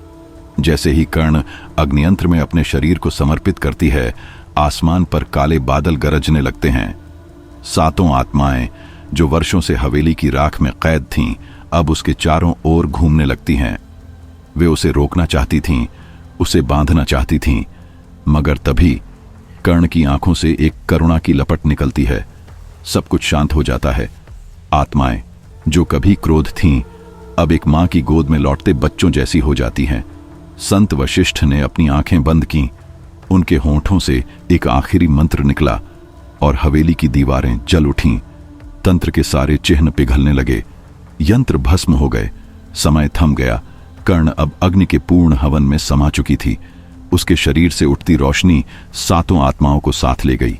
अब कोई शाप नहीं था, न भूख न क्रोध, सिर्फ एक पवित्र शांति जो हवेली की राख पर उतर आई। आरव, जो अब सिर्फ एक आत्मा था, गूंजता हुआ विलाप करता है, लेकिन वो रोना दर्द से नहीं, प्रेम से भरा था। तभी उसे अपने कंधे पर एक हल्का सा स्पर्श महसूस होता है, जैसे कोई कह रहा हो, अब तुझ पर कोई भूख नहीं, सिर्फ मेरा आशीर्वाद है। वो एक पल था जिसने सब कुछ बदल दिया। कर्ण का स्पर्श जैसे समय को थाम लेता है। हवेली की आग, जो अब तक सब कुछ निगल चुकी थी, धीरे धीरे बुझने लगती है। ज्वालाएं शांत हो जाती हैं और पूरी हवेली राख में बदलने लगती है। ईंटें नहीं गिरती, बस धूल बनकर हवा में बिखर जाती हैं, जैसे किसी प्राचीन किताब के आखिरी शब्द हवा में घुलते जा रहे हों। चारों ओर खामोशी थी। देवपुर की रात असामान्य रूप से शांत। और उसी समय बहुत दूर शमशेरगढ़ में एक पुराना मकान है। उसके भीतर 7 साल का अर्नव अपनी नींद में करवट बदलता है। उसकी आंखों से एक आंसू चुपचाप बह निकलता है, लेकिन उसका चेहरा डरा हुआ नहीं था। उसमें ना कोई घबराहट थी, ना ही कोई दुख, बस एक अजीब सी शांति थी, मानो अब उसके भीतर आत्मा नहीं, सिर्फ सांसें रह गई हों, एक सामान्य इंसान की तरह। हवेली का अंत हो चुका था, आत्माएं मुक्त हो चुकी थीं, और वो अग्नि जिसने सब कुछ निगला था, अब सिर्फ राख बनकर रह गई थी। लेकिन उस राख में छुपा था प्रेम का अंतिम स्नान, एक ऐसा क्षण जिसे फिर दोहराया नहीं जाएगा, बस महसूस किया जाएगा, याद किया जाएगा। उस रात देवपुर की हवेली जैसे किसी आखिरी विदाई की तैयारी में थी। हर दीवार से राख टपक रही थी, हर कोना जैसे किसी अधूरे समय की सिसकियों को चुपचाप संजोकर बैठा था। हवेली के मध्य में जल रहा था अग्नियंत्र, काम रूप अग्नि। उसके चारों ओर मंत्रों की धीमी गूंज थी और हवाओं में तैरती थीं उन छायाओं की फुसफुसाहटें जो अब तक बंधी हुई थीं। कर्ण उस ओर बढ़ती है। उसकी चाल धीमी है मगर दृढ़। चेहरा शांत है, थका हुआ लेकिन निर्भय। उसकी आंखों में कई सालों का पछतावा तैर रहा है। तभी आरव प्रकट होता है, एक अधूरी आत्मा। उसकी चीखें हवेली की छतों को कंपा देती हैं। मत जा कर्ण, इस बार मैं तुझे खो नहीं सकता। वो चिल्लाता है जैसे किसी टूटी उम्मीद को पकड़ने की कोशिश कर रहा हो। कर्ण रुकती नहीं, बस मुड़कर हल्के से मुस्कुराती है। उसकी आवाज धीमी लेकिन बेहद साफ थी। इस बार मैं किसी को नहीं चाहती आरव, सिर्फ मुक्ति। उसकी बात हवेली की दीवारों से टकराकर गूंज बन जाती है। तभी सातों आत्माएं उस पर टूट पड़ती हैं। वे उसकी आत्मा को खींचना चाहती हैं, जैसे एक बार फिर प्रेम को बलिदान में बदल देना चाहती हों। कर्ण कांपती नहीं। फिर उसके शरीर से एक प्रकाश फूटता है, कोमल, शुद्ध, करुणा और प्रेम से भरा। आत्माएं थम जाती हैं, कांपती हैं और फिर कर्ण के चारों ओर घूमने लगती हैं, जैसे कोई भूखा बच्चा मां की गोद तलाश रहा हो। संत वशिष्ठ जो यह सब देख रहे थे, अपनी आंखें बंद कर लेते हैं और बहुत पुराना एक अंतिम मंत्र पढ़ते हैं। हवेली की दीवारें कांपने लगती हैं, चित्र पिघलने लगते हैं, वक्त ठहरने लगता है और छत से जले हुए फूल झरने लगते हैं। कर्ण अग्नि यंत्र में प्रवेश कर जाती है। आग उसे निगल रही है, लेकिन वो ना चीखती है न कांपती है। उसकी आंखें एक अजीब शांति में डूबी होती हैं, जैसे वह अग्नि से डर नहीं रही, उसे गले लगा रही हो।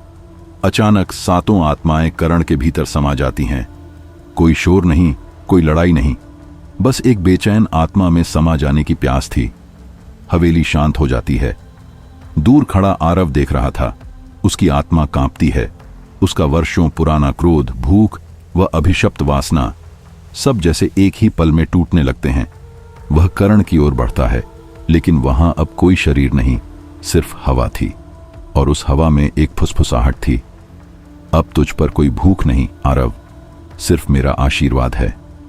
आरव की आंखों से आंसू बहते हैं, आत्मा के आंसू जो सिर्फ अधूरे प्रेम में बहते हैं। धीरे धीरे अग्नि बुझने लगती है। हवेली की दीवारें राख में बदल जाती हैं, पत्थर अब मिट्टी हैं। मंत्र और तंत्र की ऊर्जा किसी अनजाने लोक में विलीन हो जाती है। संत वशिष्ठ अपनी छड़ी को जमीन में गाड़ देते हैं, एक अंतिम निशान की यह कहानी पूरी हो चुकी है। उसी क्षण दूर आकाश में एक तारा टूटता है, जैसे आकाश भी एक शोक गीत गा रहा हो। और उसी समय शमशेरगढ़ में 7 साल के अर्नव की आंख से एक और आंसू बहता है, न डर का न दर्द का, बस एक मूक अलविदा। उसके चेहरे पर कोई साया नहीं बचा। उसकी सांसें अब पूरी तरह इंसानी थीं। लगता था कि बरसों पुराना श्राप आखिरकार खत्म हो गया है। हवेली राख बन चुकी थी, लेकिन उसकी राख में वो कहानी अब भी धीमी धीमी सांसें ले रही थी, क्योंकि प्रेम और पिशाच दोनों कभी पूरी तरह मरते नहीं। वे बस अगली अमावस का इंतजार करते हैं। 18 साल बीत चुके थे। देवपुर अब बदल चुका था। उसका नाम लोग अब किसी लोक कथा की तरह सुनते थे। कभी हंसी में उड़ा देते, कभी शौक से सुनते। लेकिन किसी पुराने विश्वविद्यालय की एक शांत लाइब्रेरी में अकेली बैठी थी समीरा, एक तीव्र बुद्धि वाली लेकिन अजीब सपनों से परेशान युवती। वह थीसिस लिख रही थी, काम विद्या और लोकतंत्र में अपारंपरिक शक्तियों का प्रभाव। शब्दों के पीछे कहीं राख की एक सांस फिर से उठने लगी थी। समीरा की उंगलियां किताबों की धूल में टटोल रही थीं। वो अपने रिसर्च के लिए कुछ दुर्लभ संदर्भ तलाश रही थी, जब अचानक उसका हाथ एक अजीब सी किताब पर रुक गया। उसका कवर पूरी तरह काला था, न कोई नाम न कोई लेखक का जिक्र, एकदम खामोश और रहस्यमयी। उसने जैसे ही उस किताब को छुआ, मानो किसी ने लंबी नींद के बाद सांस ली हो। एक ठंडी हवा की धीमी सी फुसफुसाहट उसकी उंगलियों के नीचे से गुजरी। समीरा सिहर गई। उसकी आंखों में हैरानी थी। किताब की सतह पर समय की परतें जमी थीं, लेकिन जैसे ही उसने पहला पन्ना खोला, धूल उठी और कुछ पल बाद उसमें से एक चमकदार पंक्ति उभर आई। जो अग्नि में जले वे राख नहीं बने, वे हवाओं में समा गए। समीरा थम गई। उसकी धड़कन तेज हो गई, गला सूखने लगा। उसकी आंखों के आगे एक हल्की धुंध छा गई, बिल्कुल वैसे जैसे कोई बहुत पुरानी याद अचानक लौट आए। उसने महसूस किया कि कोई उसकी गर्दन के पीछे सांस ले रहा है। उसने धीरे से पलट कर देखा, कोई नहीं था, लेकिन किताब अपने आप जिंदा हो चुकी थी। अब उसके पन्नों में चित्र उभरने लगे, जैसे किसी दूसरी दुनिया की खिड़की खुल गई हो। वही जली हुई हवेली, वही अग्नियंत्र, वही अनजानी आंखें। समीरा के कानों में कोई धीमे धीमे कुछ बोलने लगा था। शब्द धुंधले थे, लेकिन नाम साफ थे, आरव, करण, और फिर एक मंत्र जिसे उसने कभी सीखा नहीं था, लेकिन अब उसकी जबान पर आ रहा था जैसे वह पहले से जानती हो। अचानक दृश्य बदल गया। वो अब खुद को उस हवेली के भीतर खड़ा महसूस कर रही थी। सब कुछ वीरान था। दीवारें दरारों से भरी, छत पर धूल जमी हुई थी। लगता था जैसे सदियों से कोई यहां आया ही नहीं। लेकिन हवा में अब भी कोई सांस तैर रही थी, जैसे दीवारों की आत्मा अब भी जिंदा हो। वह जगह जहां पहले कामरूप अग्नियंत्र जलता था, वहां की राख अब भी गर्म थी। और तभी एक अंधेरे कोने में 2 आंखें चमकने लगीं, न लाल न काली, बस गहराई से भरी हुई, असामान्य। वो आंखें इंसानी नहीं थीं, लेकिन पूरी तरह दैत्य भी नहीं। उनमें कोई पिशाच शांति थी, एक ऐसी स्थिरता जो डर से ज्यादा भीतर तक उतरने वाली थी। समीरा की सांसें रुकने लगीं। उसे अब एहसास हुआ कि वह सिर्फ एक रिसर्चर नहीं थी। यह किताब महज एक ग्रंथ नहीं, बल्कि एक दर्पण थी, जिसमें वो खुद को एक भूले हुए पात्र के रूप में देख रही थी। जैसे यह पूरी कहानी उससे जुड़ी हुई हो, और शायद वह खुद ही उस अधूरे अध्याय का शेष हिस्सा हो। उसकी आत्मा में एक अजीब सी कंपकंपी दौड़ गई। कहानी वहीं थमी नहीं, शायद यहीं से शुरू हुई थी। सवाल अब भी हवा में थे। क्या वाकई करण और आरव अग्नि में मुक्त हो गए थे, या वे हवाओं में किसी और रूप में लौट आए हैं? हवेली की दीवारें अब जैसे फिर से सांस ले रही थीं। किताब के शब्द फिर से जीवित हो उठे थे, और समीरा की आंखों में एक सवाल चमक उठा। अगली अमावस को क्या फिर कोई द्वार खुलेगा? क्योंकि श्राप चाहे खत्म हो या ना हो, कहानियां कभी पूरी तरह नहीं रुकती। और यही थी हमारी आज की दास्तान, एक ऐसी कहानी जहां प्रेम ने पिशाचत्व से टक्कर ली और बलिदान ने आत्मा को मुक्ति दी, या शायद सिर्फ एक और इंतजार दिया। हवेली राख बन चुकी थी, बट क्या आप उस राख में छुपी सांसों को महसूस कर पा रहे हैं? क्या करण और आरव सच में मुक्त हुए, या अब भी किसी अंधे कोने में खड़े अगली अमावस की राह देख रहे हैं? अगर आपको यह कहानी छू गई हो, दिल को एक सिहरन सी दे गई हो, तो लाइक जरूर करें, ताकि हमें पता चले कि डर अब भी जिंदा है। कमेंट में बताइए कि इस सीरीज का सबसे डरावना हिस्सा आपके लिए कौन सा था।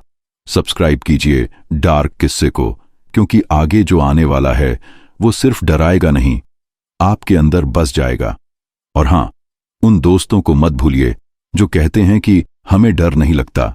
चलिए उन्हें भी सच्चाई से मिलवाते हैं। मैं हूं आपका दोस्त काल, और ये था डार्क किस्से पर एक और साया भरा सफर। अगली बार फिर मिलेंगे एक नई कहानी के साथ। तब तक दरवाजे बंद रखना, लेकिन कान खुले।